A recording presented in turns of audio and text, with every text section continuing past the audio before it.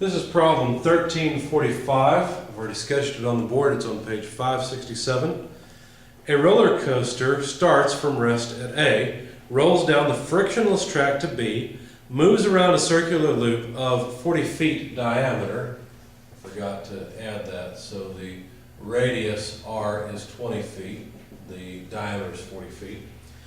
And continues up and over point E.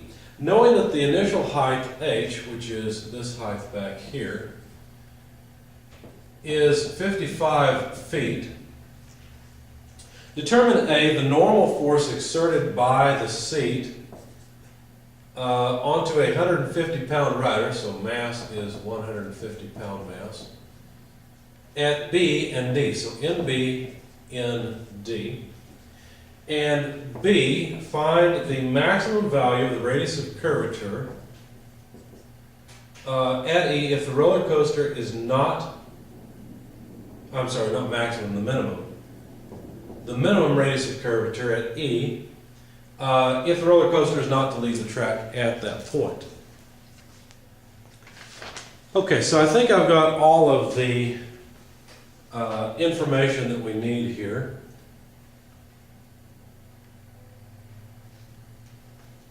And so now, let's see, what do we have? Let's start off with the free body diagram. Let's solve the first two parts of this. So we'll concentrate on the loop first, and then finally we'll come back to point E. So let's start off with the free body diagram, and I guess I could put that over here to keep it out of the way so I've got plenty of room for equations over here. So the free body diagram at B would look like this. The person would have weight acting on them, and then they must also have a normal force acting on them. Why? Because we know they are accelerating towards the center of the circle, so there must be a net force in the positive direction towards the center of the circle. Okay, so from A to B, the kinetic energy at A is essentially zero. The car starts from rest at A. There's work done on the car going from A to B, but it's just gravity work, so it's pretty easy. And we end up with a kinetic energy at B. In fact, this work is negative W delta Y. And of course, we just need delta Y from A to B. So that's going to be a negative thing. And that will be equal to the kinetic energy, which we can expand as 1/2 mvv squared. So solving for the velocity at B squared, let's see, we'd have what? Let's see, we got a 2, so 2 mg from the weight, delta Y from A to B, divided by mass, because we still have this mass to solve for. So we want to get rid of the square, and we need to take the square root, or raise this to the 1/2 power, which is the same thing. Now you might panic and say, well, wait a second, you can't take the square root of a negative number, unless you want to have imaginary numbers, which this is a real problem, so that doesn't make sense.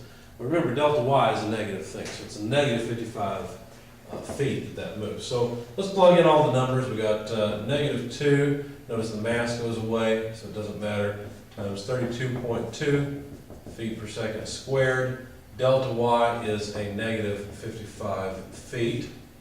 And this is what we need to take to the 1/2 power, take the square root of. So we'll have feet squared per second squared. Notice the two negative signs will cancel nicely. And what you find is that the speed at B is about 59.5147 feet per second. But that's not what they asked for. They asked us to find the normal force. So why did I bother with this energy equation? Well, the reason I bothered with it is because at B, if I can make this point B, there's a velocity that we now know, VB. But we know that the particle, or the coaster, is going around a circle where there's a radius of 20 feet. And so it must have a normal acceleration in this direction. So what we'll do now is we'll write down a sum of forces. So we'll sum forces in the y direction at B and see what we get. So at B, we're going to have the normal force at B, which acts upward, less the weight, which is mg, acting downward, equal to the mass times the acceleration in the y direction. Okay, so all I've written is sum of forces equals mass times acceleration. Now we know that the acceleration is just VB squared over r, because we need the tangential velocity at B squared, and we need the radius of curvature. So that's why I needed the velocity at B. So solving for the normal force at B, I would just get mass times g plus VB squared over r. And let's see, plug in the numbers. This is 150 pounds mass. G is 32.2 feet per second squared. VB is, let's see, where is it? Oh, we just solved for it right here.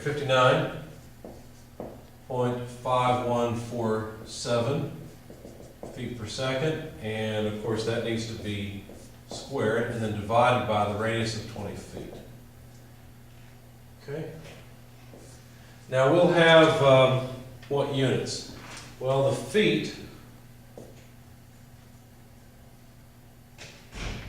let's see, we've got feet squared per second squared. The feet go away from feet per second squared, the acceleration and the radius. And then let's see, something must be wrong here because should work. Oh, I know what's wrong. Of course. I'm trying to add here. Okay, this is an addition sign. That's what I'm missing. So the first term is feet per second squared. The second term will also have units of feet per second squared. So I'm sorry. For some reason, my brain interpreted that plus sign as a multiplication momentarily. So both terms have units of feet per second squared. So we just need to use G sub C. You should be an old pro at this by now, but 1 pound mass, 32.2 feet per second squared per 1 pound force. So now the pound mass feet per second squared all go away. Life is good. Anyway, the normal force, once you plug all this mess into your calculator, you'll find that the normal force at B, let me just erase it and add it in here at the question, is, make sure I copy the right one. Yeah, here it is. 975 pounds force. Now that's quite a bit of force. If the car was actually moving that fast, the person would feel like they weighed half a ton. And that's quite a bit. One thing that's interesting to do is to look at the magnitude of this acceleration and compare it to the magnitude of g, and see how many g's the person is pulling as they go through B.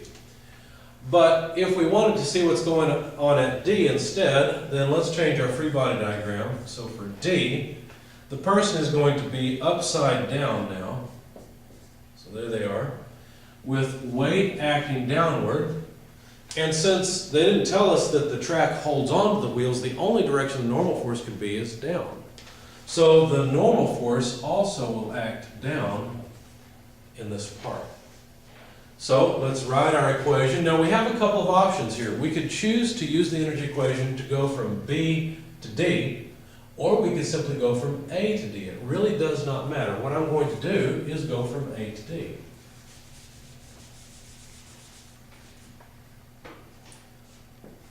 So we know the initial kinetic energy is 0, but then the only force, once again, that's still doing work is gravity. There's no friction here. So we need the work that gravity does in going from A to D, and that would be equal to the kinetic energy at D, which will be hopefully non-zero. If it's 0, the people are going to fall down here, and that's bad. So this is going to be negative W delta Y, but now from A to D instead of from A to B.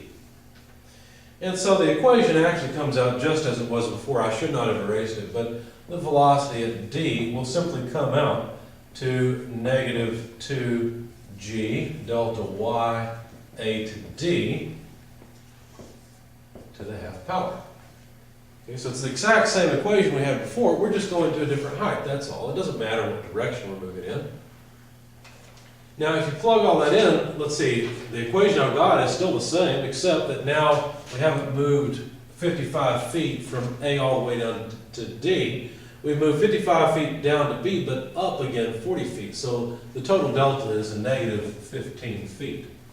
So if you plug in negative 15 feet instead, then what you'll find is that the velocity at D is approximately 31.08 feet per second. And of course, we're not done yet. We still have to sum forces at D. So let's see how that changes. Now, let's be careful here. Our velocity at D has switched directions, and now it's in this direction. The center of curvature is now down here. And so the normal acceleration is in the negative direction, or it's in the direction of gravity. Okay, so let's be careful.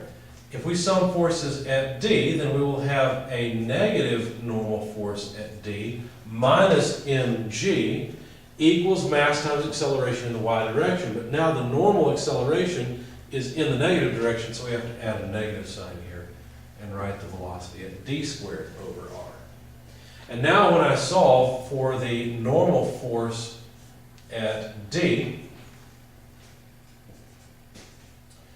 I will get negative, let's see, let me be careful here, make sure I get this right.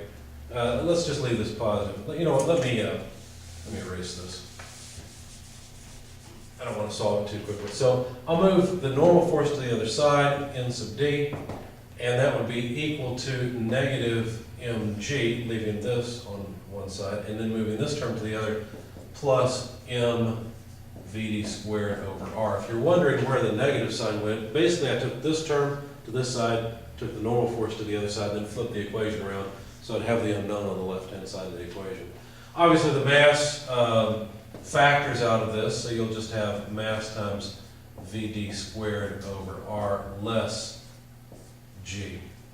Now basically what this says is that some of the acceleration that's needed is provided by g.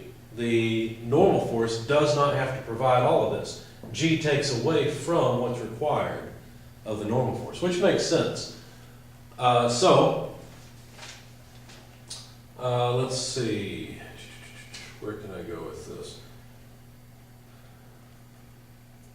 We can get rid of this, and let's see, we'll get rid of this for now too.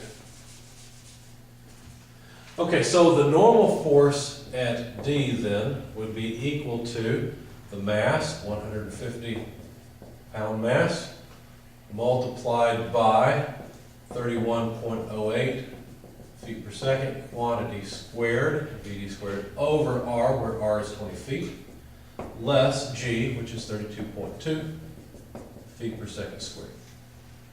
Okay, now obviously our units don't work. We've got feet per second squared here, feet per second squared here. So let's multiply by 1 pound force per 1 pound mass, 32.2 feet per second squared. So all the feet per second squared is now gone. And the pound mass goes away as well. And the normal force at D then comes out to 75 pounds force. So let's copy that down over here. The normal force at D is 75 pounds force, so quite a bit less. Okay, now the next question is what's the minimum radius of curvature? So for part B, the minimum radius of curvature so that the cart does not lose contact with the tracks. So once again, we'll need to know how fast the cart is going because there's going to be a normal acceleration to be satisfied here. So let's work on that part.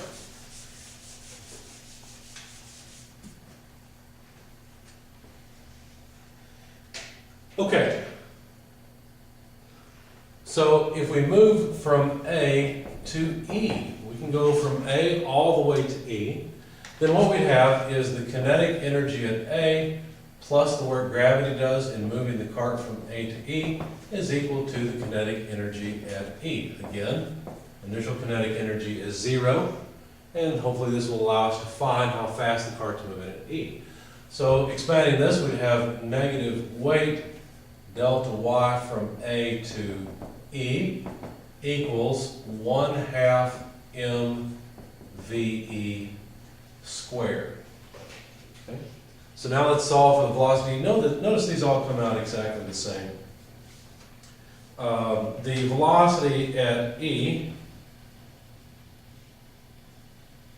well, you know what, let's go a slightly different way this time. Let's put the energy equation with the sum of force equation, and then we'll just plug everything in at the end. So if I sum forces in the y direction at E, then what I'll find is that, well, let's see.